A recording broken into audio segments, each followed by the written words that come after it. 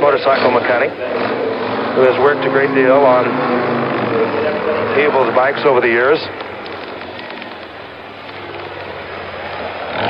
It's really difficult to say for sure whether Evel will go on this run or not.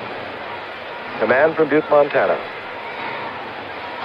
Began a life that could have led to imprisonment. He admittedly was a bad kid, as he puts it, and all of a sudden he said, I knew that the way I was going, I had to change, or I was in for a lot of trouble. Started out as a professional semi-pro hockey player, went into rodeo work, went into daredevil tricks, and we cannot tell you whether he will go this time out. No, he pulls up, and he will not go this time again. One more look. Of course, he has had many successful jumps, but he has had many that have not been so successful. There was a time in Carson City, Nevada, when he nearly suffered fatal injuries. And then, of course, that memorable jump at Caesar's Palace in Las Vegas in 1968. The thumb went up, indicating that this time it will be go.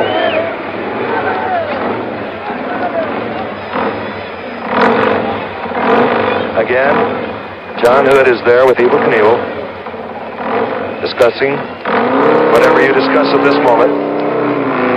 Evel Knievel is very intense. We talked to him a few moments ago before he came out of the van. And his total concentration now is getting that bike off the approach ramp and onto the landing ramp. And he is not hesitating. He'll go.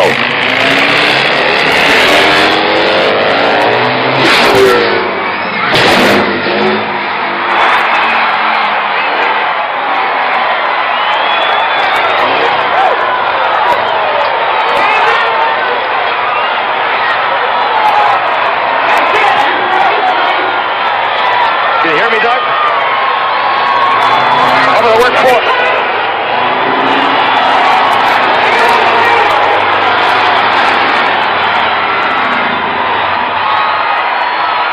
Ready? Boy, busted the motorcycle right in half, Frank. Boy, it did come apart, didn't it? Boy, I hit hard. Yeah, I know. Man, let me just slip around on this side. Oh, where'd I land? Just a little short. Right on number 14. I don't care. Just a little short. I did it, and that's the way it is. And you Boy, I almost came over backwards, but I'm walking away from it. Great show. Thank you, Dad.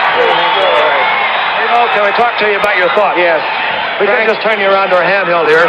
All I can tell you is that thank you.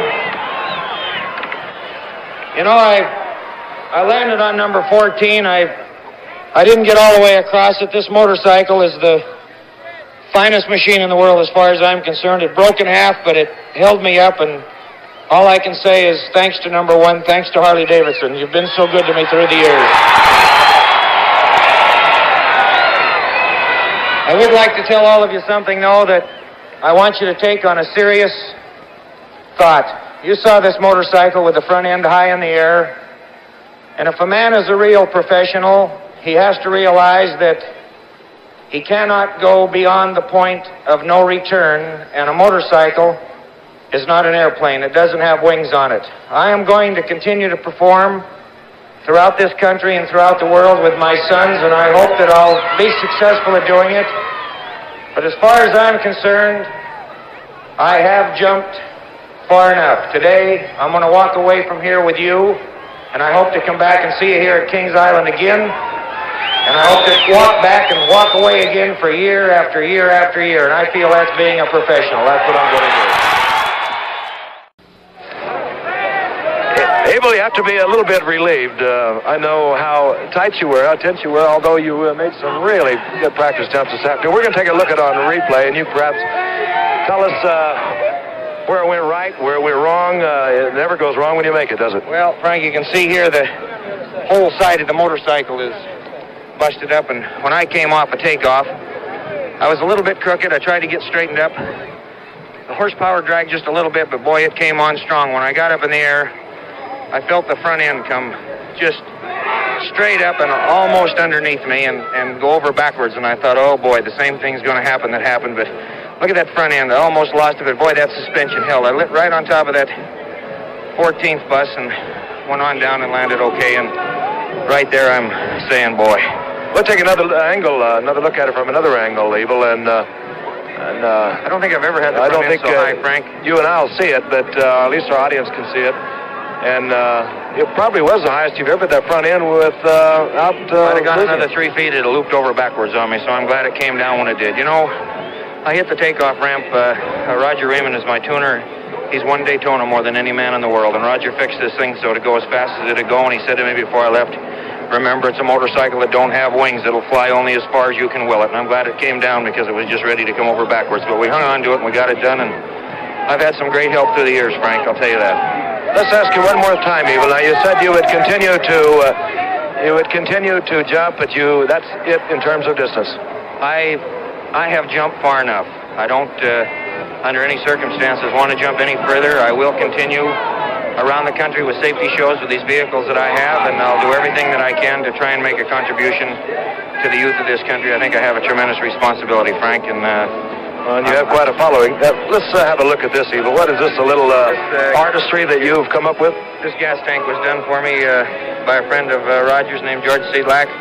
You can see the chuckles and the $200 bills, and the gas tank says, are you man enough, big and bad enough, and color me Lucky and Evel, and Harley Davidson's on it, and I'll tell you, I'm very proud of it. He did color it Lucky, and I made it okay. Indeed you did, Roger. I had just a chance to visit with you just before the jump. You got to be proud of the happening. Well, I am, Frank.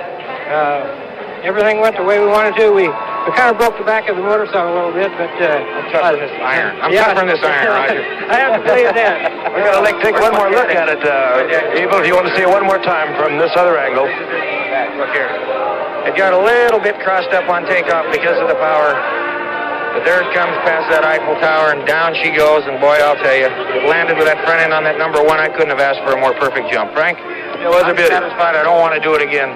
If you missed it... And I don't want to watch you do it again. Frank, I'd like to say something before we get off the air. You've been a friend and a great guy for my backbone when maybe I didn't have it. I want to thank you personally for it. Glad to be with you. Okay, Frank. Thank you.